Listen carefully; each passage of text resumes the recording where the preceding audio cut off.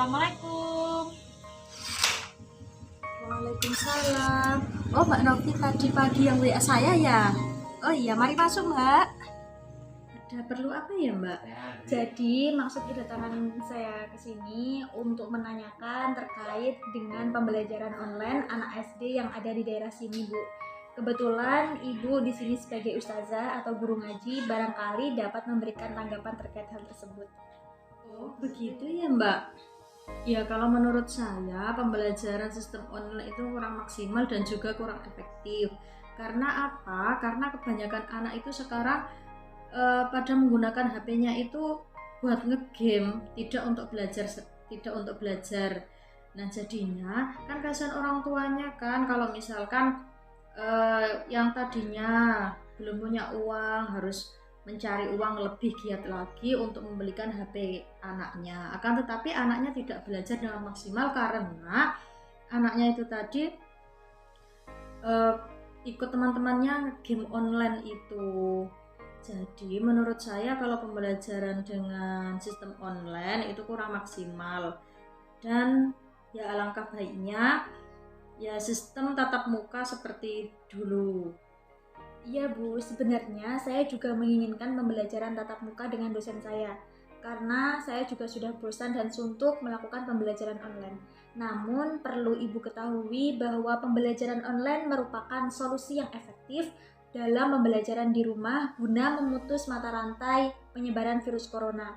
Dan physical distancing juga menjadi pertimbangan pemerintah dipilihnya pembelajaran tersebut. Apalagi di era sekarang ini banyak aplikasi belajar yang dapat menunjang pembelajaran online. Iya Mbak, tapi banyak sekali kendala yang ditemui orang tua pada pembelajaran online saat ini, terutamanya pada anak-anak yang sekarang itu sudah pandai membohongi orang tuanya. Misalnya ya, orang tuanya kan awalnya gaptek tidak bisa menggunakan HP Android seperti yang sekarang-sekarang anak-anak pakai itu, tetapi anak-anak kan lebih pintar dalam menggunakannya.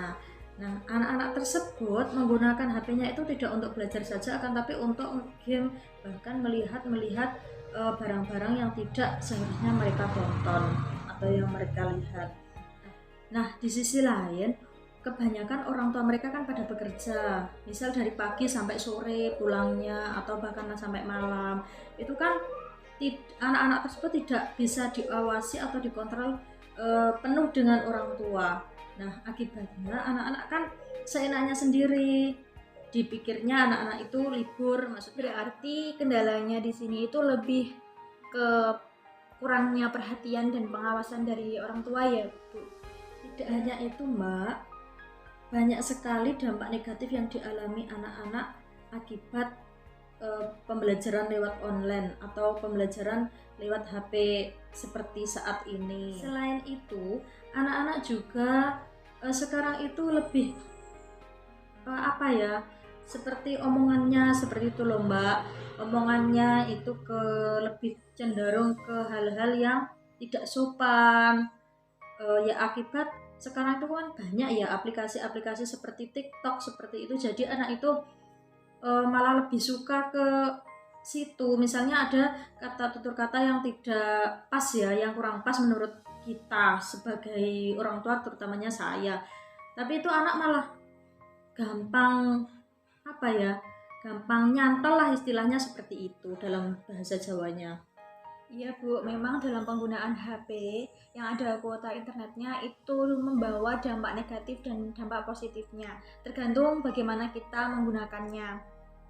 Apalagi anak usia dini yang suka main HP tanpa pengawasan orang tua itu bisa saja terjerumus ke dalam hal-hal yang tidak benar.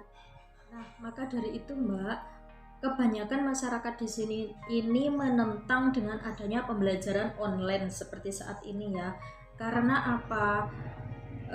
Seperti contohnya saja, sekarang itu banyak anak yang tidak, kalau habis maghrib kan biasanya mengaji ya Mbak di rumah saya. Lah mulai apa? Mulai pembelajaran online ini anak apa ya? Lebih sedikit, paling ada ya 3-4 ke rumah saya datang untuk mengaji. Kalau yang lain itu ditanya katanya mengerjakan tugas lewat online. Padahal katanya orang tuanya ya mohon maaf ini katanya mereka di kamar seperti itu, tapi malah nge-game, malah lihat video, malah itu. Tapi ya alasannya itu katanya mengerjakan tugas. Terus dan lebih parahnya lagi kalau misalkan ya Mbak, ini kan orang tuanya kan takutnya kalau misalkan tidak diberikan kuota itu takutnya kan ketinggalan dalam mengumpulkan tugas, mengerjakan tugas seperti itu.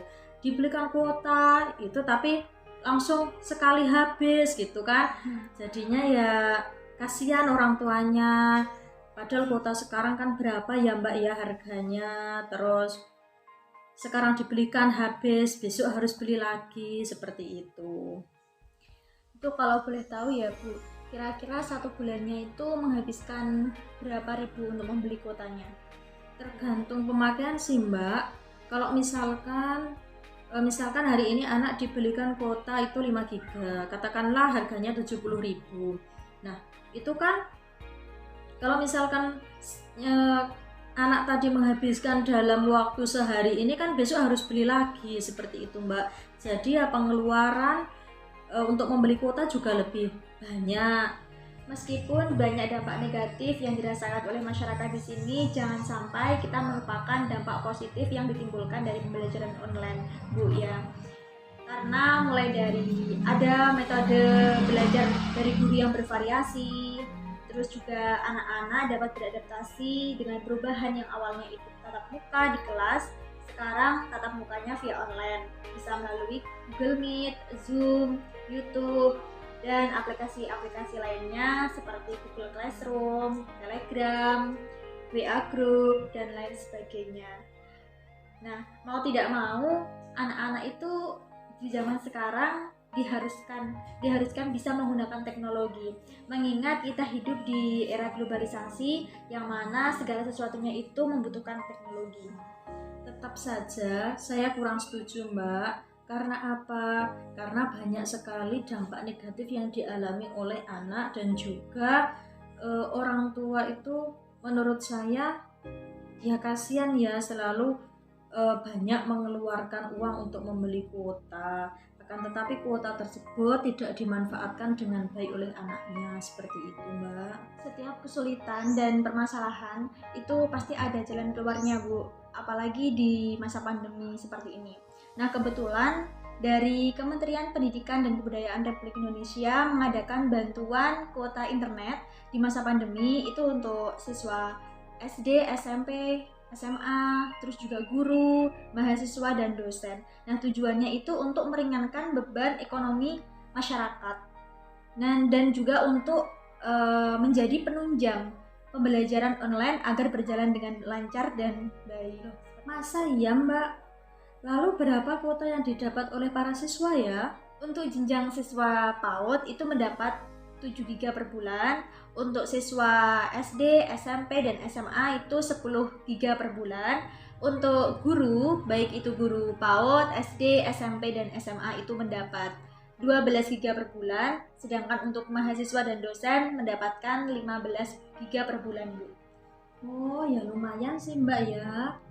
Karena kalau di sini kan belum pada tahu, jadinya kalau misalkan ya beli kuota misalkan 5 GB itu sudah 60.000, bahkan ada yang 70.000. Kalau dapat bantuan kuota internet seperti itu kan lebih meringankan beban para orang tua ya. Oh iya ya Mbak lumayan. Itu bagaimana ya Mbak caranya ya? Jadi persyaratan penerima bantuan kuota internet itu cukup mudah Bu. Yang pertama nomornya itu sudah terdaftar di Dapodik atau data pokok peserta didik. Yang kedua memiliki ponsel aktif, baik itu atas nama siswa maupun orang tuanya. Apabila nomornya itu belum terdaftar, maka cara yang dilakukan adalah orang tua siswa melapor ke kepala sekolah, lalu kepala sekolah mengunggah SPTJM untuk nomor baru melalui link vervalponsel.data.kemdikbud.go.id. Oh begitu ya Mbak.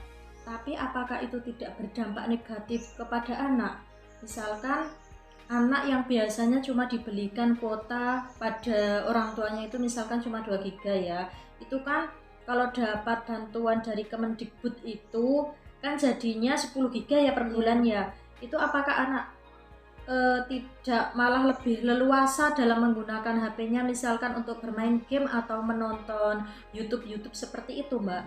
Tenang saja Bu, dalam hal ini Kemendikbud sudah menjelaskan bahwa bantuan kuota internet itu hanya bisa digunakan untuk mengakses semua laman dan aplikasi untuk pembelajaran online kecuali yang sudah diblokir oleh Kemendikbud.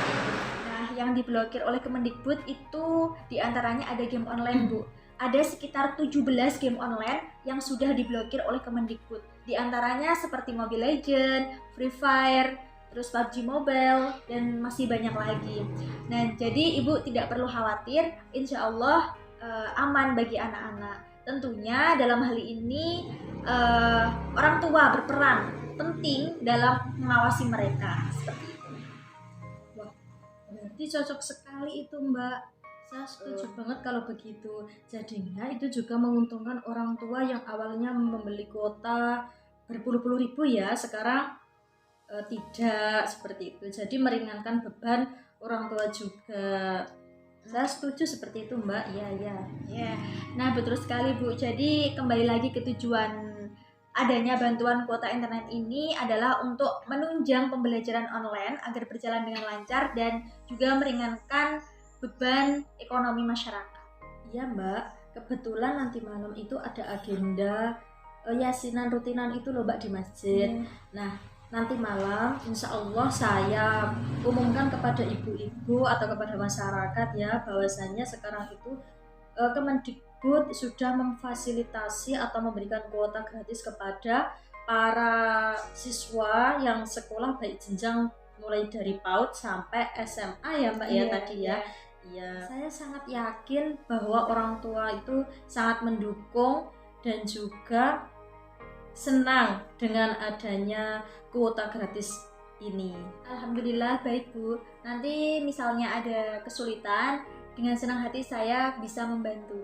Oh iya, terima kasih banyak Mbak Novi ya karena sudah memberitahu kepada saya utamanya, dan nanti insya Allah saya umumkan kepada ibu-ibu yang lain atau orang tua yang lain dengan adanya bantuan kuota internet ini. Dan juga saya juga berterima kasih karena Mbak Novi sudah membantu kesulitan yang dialami oleh ibu-ibu pada saat ini. Maksudnya ya kesulitan itu Mbak, anak-anaknya belajar harus dengan kuota internet, tapi malah menggunakannya dengan seenaknya sendiri ya Mbak ya.